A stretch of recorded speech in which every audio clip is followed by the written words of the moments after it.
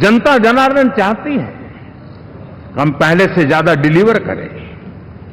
जनता चाहती है कि हम खुद ही हमारे पुराने रिकॉर्ड तोड़े।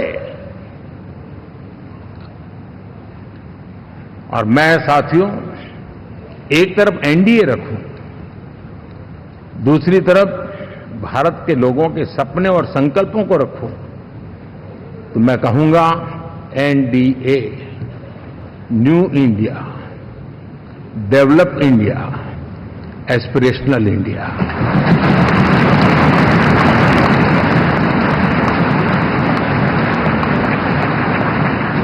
और इसी सपने और संकल्पों को पूरा करना, ये हम सबका संकल्प भी है, कमिटमेंट भी है, और हमारे पास रोड मैप भी है।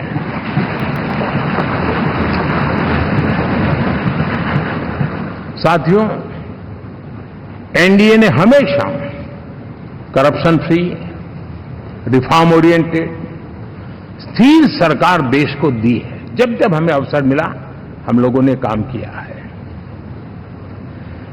उसके सामने कांग्रेस नेतृत्व वाली यूपीए,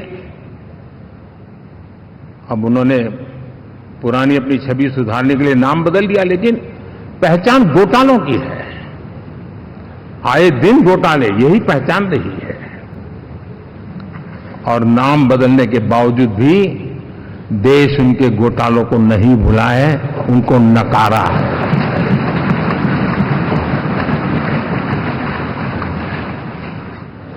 और मैं कह सकता हूं साथियों, इंडी अलायंस वालों ने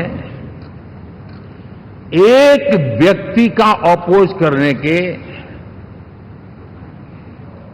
वन पॉइंट एजेंडा के कारण देश की जनता ने उनको ही ऑपोजिशन में बिठा दिया है।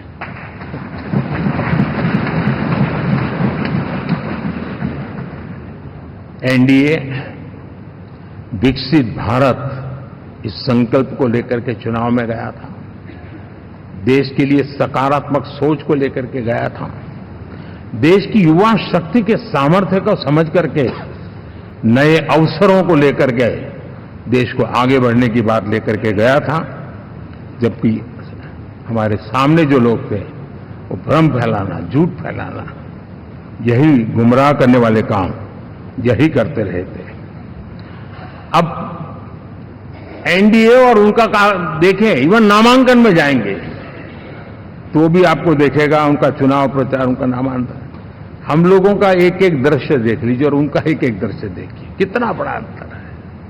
हर चीज में उनका कैरेक्टर दिखाई देता है। और क्या रहा, फोटो ऑप के लिए तो उन्होंने अलायंस घोषित कर दिया है, लेकिन कितने ही राज्यों में वो आपस में लड़ते रहे हैं, चुनावी जंग में एक दूसरे की पीठ में छुरा भोंकते रहे हैं।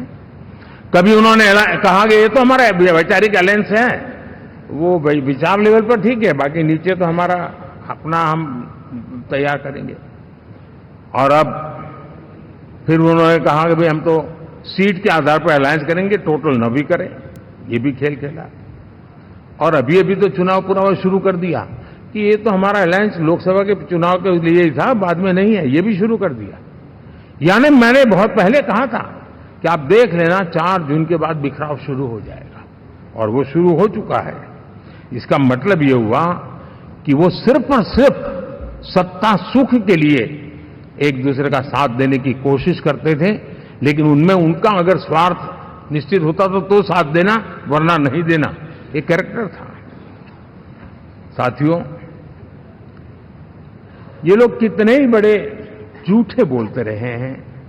और आप देखिए, चुनाव के समय उन्होंने देश के सामान्य नागरिक को गुमराह करने के लिए जो पर्चियां बांटी कि ये देंगे और वो देंगे और टिकना देंगे, फलाना देंगे, 2 दिन से मैं देख रहा हूं कि कांग्रेस के दफ्तरों पर लोग कतार लगा के खड़े हैं कि ये पर्ची है, 1 लाख रुपया कहां है, लाओ भाई, मांग रहे हैं लोग।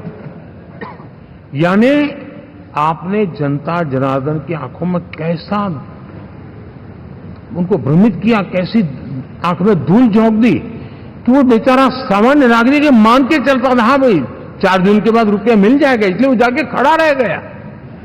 और अब उसको धक्का मारा जा रहा है, डंडे मारे जा रहे हैं, वहां से निकाला जा रहा है।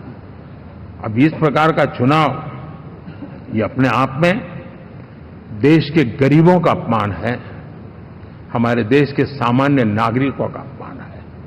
और कभी भी देश ऐसी हरकतों को न भूलता है, न ही कभी माफ किए बिना माफ कभी करता है।